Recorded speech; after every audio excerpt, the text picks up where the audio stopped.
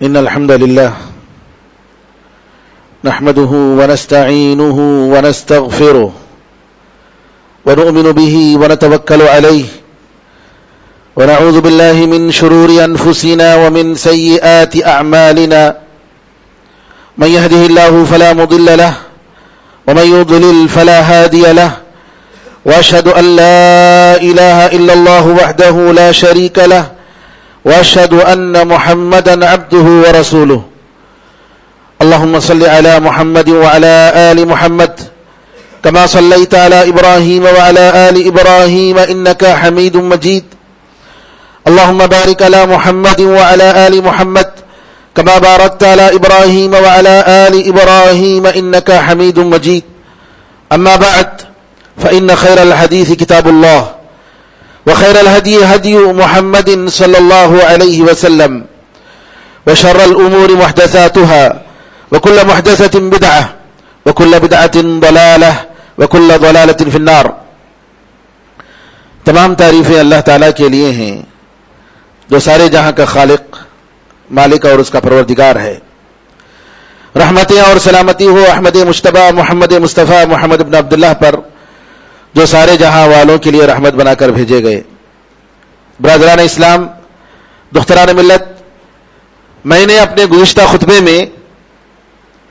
نبی کریم صلی اللہ علیہ وسلم پر درود بھیجنے کی کیا فضیلت ہے، کتنا بڑا ثواب ہے، اور کن کن مقامات میں خاص طور پر نبی کریم صلی اللہ علیہ وسلم پر درود بھیجنا چاہیے، اس کا ذکر میں نے فرمایا. بعض باتوں کا ذکر آیا ہے اور بعض باتیں باقی ہیں. میں جن باتوں کا ذکر آیا ہے ایک مرتبہ دوبارہ مختصر طور پر میں اس کو ذکر کر دیتا ہوں. جن مقامات میں نبی کریم صلی اللہ علیہ وسلم پر درود کا ذکر آیا ہے خصوصی طور پر، اور علماء کرام نے ان کو جمع کیا ہے، تقریباً وہ 17 جگہیں ہیں. 17 مقامات میں نبی کریم صلی اللہ علیہ وسلم پر درود بھیجنے کا خصوصیت کے ساتھ ذکر آیا ہے. اس میں سب سے زیادہ جس میں ہمیں خیال کرنا چاہیے اور جس کے بغیر بعض علماء نے کہا کہ ہماری نماز بھی نہیں ہوتی ہے، وہ ہے کہ ہم تشہد میں جب بیٹھتے ہیں تو نبی کریم صلی اللہ علیہ وسلم پر التحیات پڑھنے کے بعد درود ابراہیمی ہمیں پڑھنی چاہیے. دوسری وقت جگہ میں نبی کریم صلی اللہ علیہ وسلم کے بارے میں بعض علماء نے کہا کہ پہلے تشہد میں بھی اگر موقع ملتا ہے تو کبھی کبھی نبی کریم صلی اللہ علیہ وسلم پر درود پڑھ لینا چاہیے. 4 رکعت یا 3 رکعت والی نماز میں پہلے تشہد میں کبھی کبھی اگر موقع ملنے پر درود پڑھ لیتا ہے تو یہ بھی ٹھیک ہے، جیسا کہ بعض حدیثوں سے ثابت ہے. تیسری جگہ قنوت وتر میں کہ جب ہم وتر کی نماز پڑھتے ہیں اور قنوت کی دعا کرتے ہیں، حسن بن علی رضی اللہ تعالیٰ عنہ کی طرف سے یہ ثابت ہے کہ انہوں نے نبی کریم صلی اللہ علیہ وسلم سے قنوت کی دعا سیکھا، اور اس کے آخر میں وصلی اللہم علی النبی، کہ اے اللہ محمد صلی اللہ علیہ وسلم پر درود بھیج. چوتھی جگہ خاص طور پر رمضان میں جب ہم تراویح پڑھتے ہیں اور وتر پڑھتے ہیں تو قنوت میں صحابہ کی طرف سے آیا ہے کہ 15ویں رمضان کے بعد آخری 10 راتوں میں رمضان میں خاص طور پر صحابہ رضی اللہ اجمعین قنوت کی دعا پڑھتے تھے اور اس دعا میں نبی کریم صلی اللہ علیہ وسلم پر درود بھیجتے تھے اور دشمنان اسلام پر بددعا کرتے تھے. 5ویں جگہ نبی کریم صلی اللہ علیہ وسلم پر درود بھیجنے کی جنازے کی نماز میں دوسری تکبیر کے بعد درود بھیجا جاتا ہے، درود ابراہیمی پڑھا جاتا ہے. پہلی تکبیر کے بعد سورہ فاتحہ، دوسری تکبیر کے بعد نبی کریم صلی اللہ علیہ وسلم پر درود، تیسری تکبیر کے بعد جنازے کے لیے میت کے لیے دعا کی جاتی ہے، اور چوتھی تکبیر کے بعد سلام پھیرا جاتا ہے. چھٹی جگہ جہاں پر نبی کریم صلی اللہ علیہ وسلم پر درود بھیجنا ہے وہ ہے کہ مؤذن کی اذان کا جواب دینے کے بعد نبی کریم صلی اللہ علیہ وسلم پر درود بھیجیں، پھر اس کے بعد جو ہے دعا کریں، اذان کے بعد والی دعا. 7ویں جگہ نبی کریم صلی اللہ علیہ وسلم پر جب ہم کبھی اپنے لیے ہم دعا کرتے ہیں تو ہماری دعا اس وقت تک قبول نہیں ہوتی ہے جب تک ہم نبی کریم صلی اللہ علیہ وسلم درود نہ بھیجیں. ایک آدمی نے نماز پڑھی, نماز میں اس نے جلدی کی اور جلدی کرتے ہوئے اس نے اپنے لیے دعا کرنی شروع کی.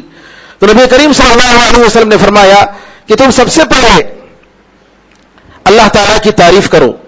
جب دعا کرو تو اللہ کی تعریف کرو, پھر اس کے بعد نبی کریم صلی اللہ علیہ وسلم پر درود بھیجو, پھر اس کے بعد اپنی دعا کرو, ورنہ جو ہے تمہاری دعا قبول نہیں ہوگی. 8ویں جگہ درود بھیجنے کی, مسجد میں داخل ہوتے ہوئے اور مسجد سے نکلتے ہوئے. مسجد میں داخل ہونے کی دعا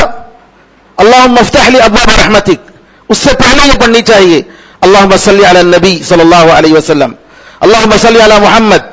جی, پھر اس کے بعد دعا پڑھنی چاہیے اللہم افتح لی ابواب رحمتک. اسی طریقے سے مسجد سے نکلتے ہوئے پہلے رسول اللہ صلی اللہ علیہ وسلم پر درود بھیجیں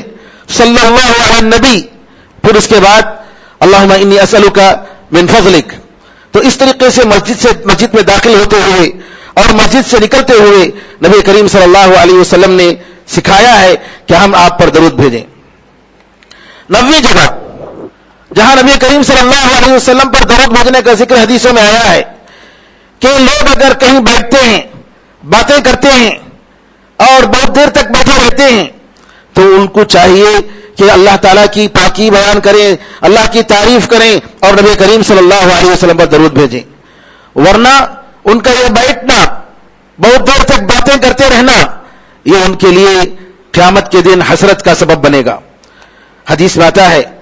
کچھ لوگ اگر بیٹھیں اور بہت دیر تک بیٹھے رہیں, پھر اس کے بعد وہاں سے الگ ہو کر جائیں اور اللہ تعالیٰ کا ذکر نہ کریں, نبی کریم صلی اللہ علیہ وسلم پر درود نہ بھیجیں, تو ان کا یہ بیٹھنا قیامت کے دن حسرت کا سبب بنے گا. اللہ تعالیٰ چاہے تو ان کو عذاب دے, اللہ تعالیٰ چاہے تو ان کو معاف کرے. ایک اور روایت میں آتا ہے کہ اگر کچھ لوگ کسی جگہ بیٹھتے ہیں اور اللہ تعالیٰ کو یاد نہیں کرتے, اس کا ذکر نہیں کرتے اور نبی کریم صلی اللہ علیہ وسلم پر درود نہیں بھیجتے ہیں, تو گویا سب سے سڑے مردہ گوشت کو کھا کر وہ اٹھتے ہیں. سب سے سڑے مردہ جانور کے گوشت کھا کر وہ اٹھ رہے ہیں. اگر وہ کسی بھی بیٹھک میں, کسی بھی مجلس میں بغیر اللہ تعالیٰ کا ذکر کیے ہوئے اور نبی کریم صلی اللہ علیہ وسلم پر درود بھیجے بغیر اگر اٹھتے ہیں تو نعوذ باللہ یہ ان کی مثال نبی کریم صلی اللہ علیہ وسلم نے دی, گویا کہ وہ سب سے برے جانور, سڑے ہوئے جانور کو کھا کر اٹھ رہے ہیں, نعوذ باللہ. 10ویں جگہ نبی کریم صلی اللہ علیہ وسلم پر درود بھیجنے کی, جب کبھی نبی کریم صلی اللہ علیہ وسلم کا ذکر ہو, نبی کریم صلی اللہ علیہ وسلم پر درود بھیجنا چاہیے. ہم یہاں پر خطبے میں آپ کو بار بار نبی کریم صلی اللہ علیہ وسلم کا ذکر کر رہے ہیں. آپ کے ہونٹ ہلنے چاہیے, آپ کی زبان میں حرکت آنی چاہیے. صلی اللہ علیہ وسلم کا لفظ بار بار اونچی آواز کے بغیر, آواز کو اونچی کرنے کی ضرورت نہیں, بلکہ آہستہ سے ہونٹ ہلنے چاہیے, زبان ہلنی چاہیے. صلی اللہ علیہ نبی صلی اللہ علیہ وسلم, یہ جو ہے ہمارا نبی کریم صلی اللہ علیہ وسلم کے تعلق سے ہم پر حق ہے میرے بھائیوں, یہ آپ کا حق ہے اور ہمارے اوپر واجب ہے کہ نبی کریم صلی اللہ علیہ وسلم پر ہم درود بھیجیں. آپ فرماتے ہیں جس کے سامنے میرا ذکر ہوا, جس کے سامنے میرا ذکر ہوا اور وہ مجھ پر درود نہیں بھیجا تو اس نے جنت کا راستہ وہ بھٹک گیا, جنت کا راستہ اس سے چوک گئی. جنت کا راستہ, سبحان اللہ, جنت کا راستہ وہ چوک گیا. یہ کتنی بڑی بات ہے کہ نبی کریم صلی اللہ علیہ وسلم کا ذکر ہوتا ہے اور آپ پر درود نہیں بھیج رہے ہیں, تو اس کا مطلب یہ ہوا کہ ہم نے نبی کریم صلی اللہ علیہ وسلم کے راستے کو چھوڑ دیا اور جنت کا راستہ ہم سے چھوٹ گیا, نعوذ باللہ. اور علماء کہتے ہیں اس حدیث سے یہ معلوم ہوتا ہے کہ نبی کریم صلی اللہ علیہ وسلم کا ذکر کرنے کے باوجود اگر کوئی درود نہیں بھیجتا ہے تو اس نے گناہ کیا, یہ معصیت ہے, یہ نافرمانی ہے, یہ گناہ ہے. جبریل علیہ السلام ایک مرتبہ آتے ہیں, کہتے ہیں اے محمد, جس کے سامنے تمہارا ذکر ہوا اور اس نے آپ پر درود نہیں بھیجا اور وہ مر گیا اور وہ دوزخ میں گیا, تو نعوذ باللہ اللہ تعالیٰ اس کو دور کرے. یعنی آپ پر درود نہیں بھیجنے کی وجہ سے اگر وہ دوزخ میں جا رہا ہے تو اللہ تعالیٰ اس کو دور کرے, اس کو ضائع کرے. کتنی بڑی وعید ہے, دیکھیے کتنی بڑی وعید ہے. نبی کریم صلی اللہ علیہ وسلم پر اگر درود نہیں بھیج رہے ہیں تو نعوذ باللہ اس کی وجہ سے انسان دوزخ میں جا سکتا ہے. امام ابو جعفر الطحاوی رحمۃ اللہ علیہ جو علماء احناف کے بڑے عالم مانے جاتے ہیں, چوتھی صدی ہجری کے، وہ کہتے ہیں کہ نبی کریم صلی اللہ علیہ وسلم پر درود بھیجنا جب کبھی آپ کا نام آئے ضروری ہے. اور حدیث میں آتا ہے کہ بخیل وہ ہے جس کے سامنے میرا نام ذکر ہوا اور اس نے مجھ پر درود نہیں بھیجا صلی اللہ علیہ وسلم. 11ویں جگہ نبی کریم صلی اللہ علیہ وسلم پر درود بھیجنے کی 11ویں جگہ یہ ہے کہ جمعے کے دن زیادہ سے زیادہ آپ پر درود بھیجا جائے. نبی کریم صلی اللہ علیہ وسلم فرماتے ہیں تمہارے دنوں میں، تمہارے ہفتے میں سب سے افضل ترین دن جمعے کا دن ہے. اس میں آدم علیہ السلام پیدا ہوئے، اسی میں ان کی موت ہوئی، اسی میں سور کو پھونکا جائے گا، اسی میں قیامت ہوگی. تم مجھ پر اس دن زیادہ سے زیادہ درود بھیجا کرو کیونکہ تمہارے درود مجھ پر پیش کیے جاتے ہیں. نبی کریم صلی اللہ علیہ وسلم نے فرمایا کہ زمین پر اللہ نے حرام کر دیا ہے کہ انبیاء کے جسموں کو کھائے. 12ویں جگہ نبی کریم صلی اللہ علیہ وسلم پر درود بھیجنے کی تکلیف اور پریشانی کے موقع پر، کٹھن حالات میں، مصیبتوں کے موقع پر، بیماریوں کے موقع پر نبی کریم صلی اللہ علیہ وسلم پر درود بھیجنا. ابی بن کعب رضی اللہ تعالیٰ عنہ کہتے ہیں کہ نبی کریم صلی اللہ علیہ وسلم جب رات کا 1/4 حصہ گزر جاتا تو کھڑے ہوتے اور کہتے لوگوں اللہ کو یاد کرو، اللہ کو یاد کرو، قیامت آنے والی ہے، موت آنے والی ہے، موت کے ساتھ جو اس کی مصیبتیں وہ آنے والی ہیں. ابی بن کعب کہتے ہیں میں نے اللہ کے رسول صلی اللہ علیہ وسلم سے کہا اللہ کے رسول میں بہت دعا پڑھتا ہوں، میں بہت دعا پڑھتا ہوں، دعا کرتے ہوئے آپ ذرا بتائیے کہ میں آپ کے لیے میری دعا میں کتنا درود پڑھوں، درود کے لیے کتنا وقت میں نکالوں. نبی کریم صلی اللہ علیہ وسلم کہتے ہیں جتنا چاہے. علماء کہتے ہیں کہ ابی بن کعب رضی اللہ تعالیٰ عنہ دعا کرنے کا ایک خاص وقت تھا، روزانہ وہ دعا کرتے تھے خاص وقت میں. اس وقت میں دعا کے وقت میں آپ سے سوال کر رہے ہیں اللہ کے رسول ذرا مجھے بتائیے کہ میں جب دعا کروں میرے لیے اس دعا میں آپ کے لیے، آپ پر درود بھیجنے کے لیے میں کتنا ٹائم میں اس کے لیے رکھوں. نبی کریم صلی اللہ علیہ وسلم نے کہا جتنا چاہے. میں نے کہا کہ میری دعا کا جو ٹائم ہے اس میں 1/4 ایک چوتھائی حصہ جو ہے میں آپ پر درود بھیجوں. نبی کریم صلی اللہ علیہ وسلم نے کہا کہ تم جتنا چاہے کر سکتے ہو اور اگر تم زیادہ درود بھیجتے ہو تو تمہارے لیے بہتر ہے. میں نے کہا اللہ کے رسول آدھے دعا کا جو آدھا وقت ہے، میری دعا کا جو آدھا وقت ہے اگر میں آپ کے لیے کروں تو کیسا ہے؟ کہا کہ چاہو تو کم کرو اور اگر تم چاہو تو اور زیادہ تم کرو. پھر میں نے کہا اللہ کے رسول اگر میں میری پوری دعا آپ کے پر درود بھیجنے کے لیے میں خاص کر دوں کہ جس وقت میں دعا کرتا ہوں وہ دعا جو ہے پوری کی پوری آپ پر درود، بجائے اس کے کہ میں اپنی ضرورتیں دنیا کی اور آخرت کی مانگوں آپ پر درود بھیجوں، اس کا کیا خیال ہے؟ نبی کریم صلی اللہ علیہ وسلم نے فرمایا اذن تکفی ہمک ویغفر لک ذنبک، اگر تم ایسا کرو گے تو تمہاری پریشانیاں دور ہو جائیں گی اور تمہارے گناہ معاف ہو جائیں گے، تمہاری پریشانیاں دور ہو جائیں گی اور تمہارے گناہ معاف ہو جائیں گے. یعنی نبی کریم صلی اللہ علیہ وسلم پر ہماری دعا کے وقت میں بھی نبی کریم صلی اللہ علیہ وسلم پر زیادہ سے زیادہ دعا کرنا، اس کا یہ فائدہ ہے کہ ہماری پریشانیاں دور ہو جائیں گی اور اللہ تعالی ہمارے گناہوں کو معاف کر دے گا. امام ترمذی رحمۃ اللہ علیہ نے اس حدیث کو صحیح قرار دیا ہے. 13ویں جگہ جہاں پر درود بھیجنا ہے کہ شیخ الاسلام ابن تیمیہ رحمۃ اللہ علیہ فرماتے ہیں کہ آپ جب نفل نمازیں پڑھتے ہیں، خاص طور پر رات کی نمازیں اگر پڑھتے ہیں، ایسی صورت میں قرآن کریم میں نبی کریم صلی اللہ علیہ وسلم کا ذکر آئے تو اس جگہ پہ نبی کریم صلی اللہ علیہ وسلم پر درود بھیجنا چاہیے. اور اس کی وجہ سے قرآن کریم میں غور و فکر کرنے کا موقع ملتا ہے. جیسے اگر نماز پڑھ رہے ہیں، جنت کا ذکر ہوتا ہے تو جنت مانگتے ہیں، دوزخ کا ذکر ہوتا ہے تو دوزخ کے عذاب سے پناہ مانگتے ہیں، تسبیح کا ذکر ہوتا ہے، حکم ہوتا ہے تو اللہ کی پاکی بیان کرتے ہیں. اسی طریقے سے اگر نبی کریم صلی اللہ علیہ وسلم کا ذکر آئے نفل عبادتوں میں، خاص طور پر رات کی عبادتوں میں، تو نبی کریم صلی اللہ علیہ وسلم پر وہاں رک کر درود بھیجنا چاہیے. 14ویں جگہ نبی کریم صلی اللہ علیہ وسلم پر درود بھیجنا جہاں ذکر آتا ہے کہ نبی کریم صلی اللہ علیہ وسلم کی قبر کے پاس جب آپ زیارت کے لیے جاتے ہیں تو وہاں نبی کریم صلی اللہ علیہ وسلم پر درود بھیجنا چاہیے. الصلاۃ والسلام علیک یا رسول اللہ. عبداللہ بن عمر رضی اللہ تعالیٰ عنہما کبھی سفر سے آتے تو مسجد نبوی جاتے, 2 رکعت نماز پڑھتے, پھر اس کے بعد جو ہے نبی کریم صلی اللہ علیہ وسلم کی قبر کے پاس جا کر آپ سلام کرتے, پھر ابوبکر رضی اللہ تعالیٰ پر سلام کرتے, پھر عمر فاروق اپنے ابا پر سلام کرتے. علماء نے کہا اگر سلام کے ساتھ نبی کریم صلی اللہ علیہ وسلم پر سلام کے ساتھ اگر کوئی یہ کہے جی لقد ادیت الامانہ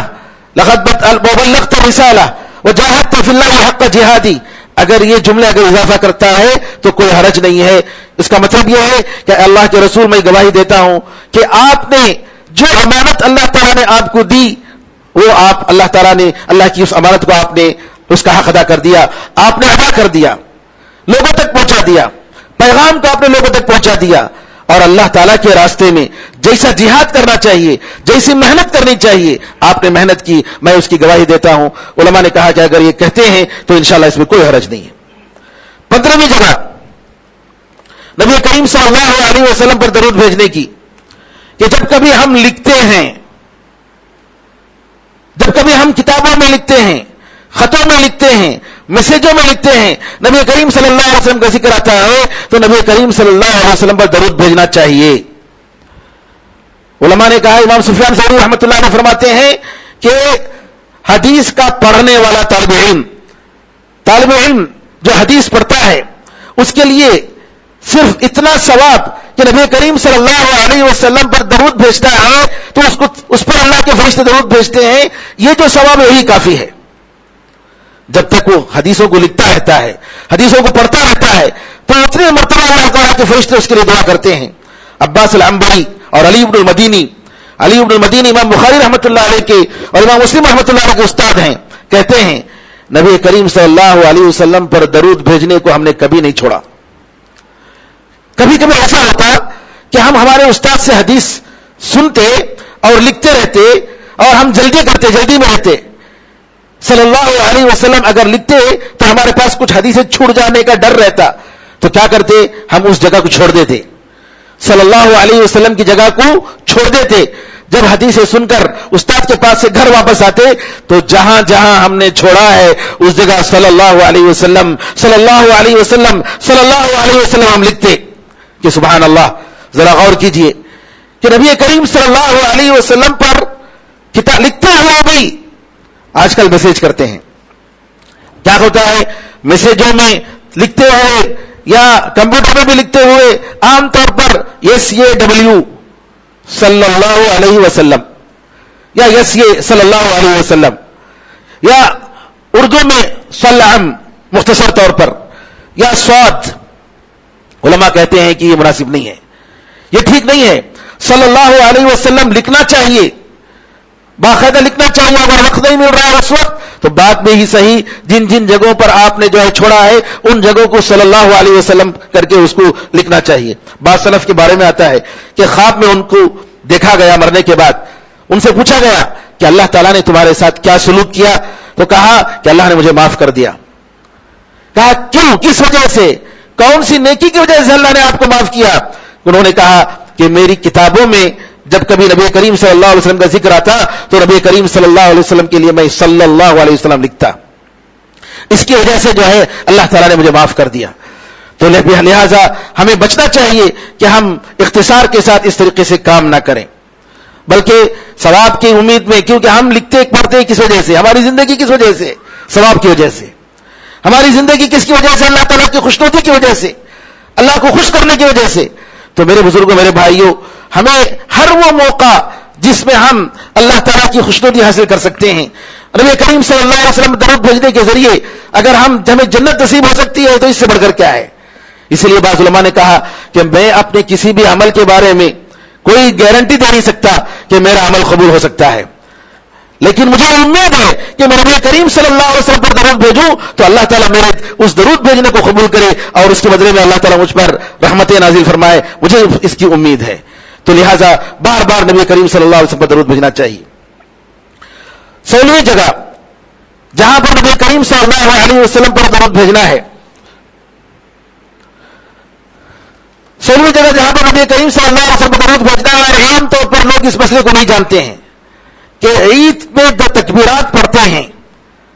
جی تکبیرات العید, اس کے بیچ میں نبی کریم صلی اللہ علیہ وسلم پر درود بھیجنا چاہیے. عبداللہ ابن مسعود رضی اللہ تعالیٰ عنہ سے ثابت ہے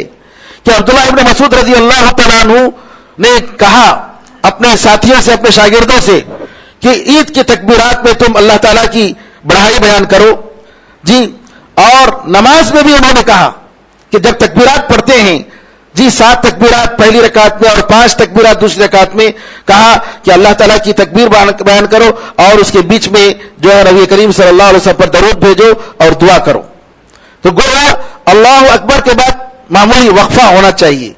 یہ نہیں اللہ اکبر اللہ اکبر اللہ اکبر نہیں، بلکہ اللہ اکبر کے بعد نبی کریم صلی اللہ علیہ وسلم پر جی درود بھیجنا چاہیے. یہ عبداللہ ابن مسعود رضی اللہ تعالیٰ عنہ کا قول ہے، یہ انہوں نے کہا ہے،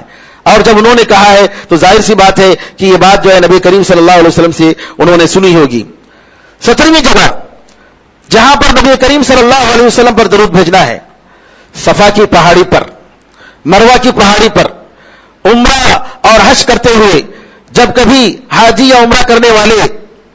سعی کرتے ہیں تو اس وقت صفا کی پہاڑی پر چڑھتے ہیں، مروہ کی پہاڑی پر چڑھتے ہیں. وہاں چڑھ کر سب سے پہلے اللہ اکبر اللہ اکبر اللہ اکبر تکبیرات پڑھتے ہیں، پھر اس کے بعد اللہ کی تعریف بیان کرتے ہیں، اور اس کے بعد نبی کریم صلی اللہ علیہ وسلم پر درود بھیجتے ہیں. لا الہ الا اللہ وحدہ لا شریک لہ لہ الملک وله الحمد وهو على كل شيء قدیر. لا الہ الا اللہ وحدہ انجز وعدہ نصر عبدہ وہزم الاحزاب وحدہ.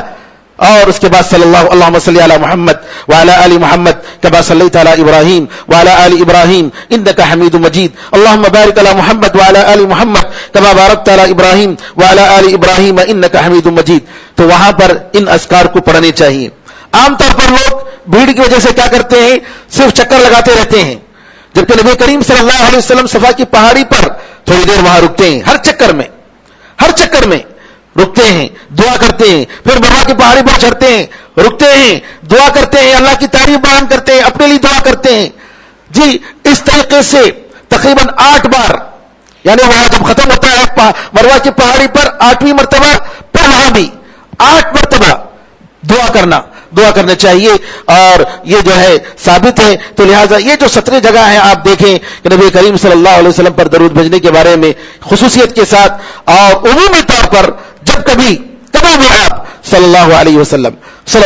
وسلم اللہم صلی علی محمد اس طریقے سے کبھی بھی پڑھ سکتے ہیں اور پڑھنا چاہیے. اور خاص طور پر جمعے کے دن شیخ ابوبکر جزائری حفظہ اللہ فرماتے ہیں کہ جمعے کے دن نبی کریم صلی اللہ علیہ وسلم پر کثرت سے جو درود بھیجنے کا ذکر آیا ہے اس کا مطلب یہ ہے کہ 3000 مرتبہ درود بھیجیں، 3000 مرتبہ نبی کریم صلی اللہ علیہ وسلم پر درود بھیجیں. اور اسی طریقے سے بہت سارے واقعات کہ پریشانی تھی، بچے نہیں ہو رہے تھے، مسائل تھے، نبی کریم صلی اللہ علیہ وسلم پر کثرت سے درود بھیجنا شروع کیا، اور اللہ تعالیٰ کے فضل و کرم سے مختصر مدت میں اللہ تعالیٰ نے ان کی دعا قبول کر لی اور ان کی مرادیں پوری کری، اور الحمدللہ وہ جو ہے کامیاب ہو گئے اپنی زندگی میں. تو لہٰذا میرے بھائیوں، نبی کریم صلی اللہ علیہ وسلم کی پر درود بھیجنے کی یہ ساری فضیلتیں ہیں. اب آئیے نبی کریم صلی اللہ علیہ وسلم کی آپ پر درود نہ بھیجنے پر میں نے کہا کہ جنت کا راستہ چھوٹ سکتا ہے. اور ایک اور حدیث میں آتا ہے کہ نبی کریم صلی اللہ علیہ وسلم نے فرمایا وہ آدمی ذلیل ہو جائے، اس کی ناک مٹی میں مل جائے، وہ آدمی ذلیل ہو جائے جس کے سامنے میرا ذکر ہوا اور اس نے مجھ پر درود نہ بھیجا، جس کے سامنے میرا ذکر ہوا اور اس نے مجھ پر درود نہ بھیجا. تو نبی کریم صلی اللہ علیہ وسلم کے تعلق سے جو حقوق ہیں ان حقوق میں یہ ہمارا بہت ہی بڑا فرض ہے میرے بھائیوں اور اسلامی بہنوں کہ نبی کریم صلی اللہ علیہ وسلم پر ہم درود بھیجیں. اور آخر میں نبی کریم صلی اللہ علیہ وسلم کے ساتھ آپ کے جو بھائی ہیں انبیاء علیہم الصلوۃ والسلام، ان کا بھی جہاں ذکر آتا ہے ان پر صلی اللہ علیہ وسلم یا علیہ السلام یا علیہ الصلوۃ والسلام ہمیں کہنا چاہیے. موسیٰ علیہ السلام، جی عیسیٰ علیہ السلام، یونس علیہ السلام، داؤد علیہ السلام، سارے انبیاء پر جن کا ذکر آتا ہے قرآن کریم میں یا حدیث نبی کریم صلی اللہ علیہ وسلم میں. خضر علیہ السلام کے بارے میں بھی وہ بھی جو ہے اللہ تعالیٰ کے نبی ہیں. انبیاء کے لیے علماء نے علیہ الصلوۃ والسلام کا لفظ اور صحابہ کے لیے رضی اللہ عنہ اور دوسرے علماء کے لیے رحمہ اللہ، یہ الفاظ علماء نے استعمال کیے ہیں. انبیاء کے لیے صلی اللہ علیہ وسلم یا علیہ الصلوۃ والسلام، اور صحابہ کے لیے رضی اللہ عنہ، اور صحابہ کے علاوہ جتنے علماء یا نیک لوگ گزرے ہیں ان کے لیے رحمہ اللہ، یعنی اللہ تعالیٰ ان پر رحم فرمائے، اللہ تعالیٰ ان پر رحم فرمائے۔ گرچہ کہ یہ ساری دعا ایک دوسرے کے لیے استعمال ہو سکتی ہیں، لیکن علماء نے ایک اصطلاح رکھی ہے انبیاء علیہم الصلاۃ والسلام کے لیے علیہ الصلاۃ والسلام یا صلی اللہ علیہ وسلم کا لفظ، اور صحابہ کے لیے رضی اللہ عنہ، اور اسی طریقے سے صحابہ کے علاوہ جتنے علماء ہیں تابعین سے لے کر قیامت تک کے آنے والے علماء اور نیک لوگوں کے لیے رحمہ اللہ، اللہ تعالیٰ ان پر رحم کرے۔ رضی اللہ عنہ کا مطلب یہ ہے کہ اللہ ان سے راضی ہو جائے، رضی اللہ عنہ، کیونکہ اللہ تعالیٰ نے صحابہ کے بارے میں یہ ذکر فرمایا رضی اللہ عنہم ورضوا عنہ، جی اللہ تعالیٰ ان سے راضی ہو گیا اور وہ اللہ سے راضی ہو گئے، تو لہٰذا ہم صحابہ کے لیے استعمال کرتے ہیں۔ علی رضی اللہ تعالیٰ عنہ کے لیے بھی رضی اللہ عنہ کا لفظ ہی استعمال کرنا چاہیے۔ بعض لوگ علی رضی اللہ عنہ کے لیے، حسین رضی اللہ عنہ کے لیے جی علیہ السلام کا لفظ استعمال کرتے ہیں، جو کہ علماء کے اصطلاح کے حساب سے صحیح نہیں ہے، کیونکہ وہ نبی کریم صلی اللہ علیہ وسلم یا ان سے بھی افضل سمجھتے ہیں بعض لوگ۔ آپ کو معلوم ہے کہ شیعہ کے پاس نعوذ باللہ نبی کریم صلی اللہ علیہ وسلم انبیاء سے بھی بڑھ کر ان کے اماموں کا مقام ہے، اور وہ اپنے اماموں کے لیے علیہ السلام کا لفظ استعمال کرتے ہیں، جبکہ یہ مناسب نہیں ہے۔ جس طریقے سے علماء نے تقسیم کی ہے اہل سنت و جماعت کے علماء نے، اسی طریقے سے کرنا چاہیے۔ اللہ تعالیٰ سے دعا ہے کہ ہم سب کو اللہ تعالیٰ حسن عمل کی توفیق عطا فرمائے، ہمارے گناہوں کو معاف فرمائے، اللہ تعالیٰ مسلمانوں پر رحم فرمائے، اللہ تعالیٰ مسلمانوں کی مصیبتوں کو اور تکلیفوں کو دور فرمائے، اللہ تعالیٰ ظالموں کو اللہ تعالیٰ مصیبتوں میں مبتلا فرمائے، اللہ تعالیٰ ان کی تدبیر میں ان کی بربادی کو رکھ دے، اللہ تعالیٰ ان کے درمیان اختلاف اور پھوٹ ڈال دے، اور اللہ تعالیٰ ان کے تدبیروں میں اللہ تعالیٰ ان کو برباد کر دے، اور مسلمانوں کو اور معصوموں کو اللہ تعالیٰ ان کے شر سے بچائے۔ آمین ارحم الراحمین۔ بارک اللہ لنا ولکم فی القرآن العظیم ونفعنا وإیاکم بالآیات والذکر الحکیم، انہ تعالی جواد کریم ملک بالرؤوف رحیم رب حلیم۔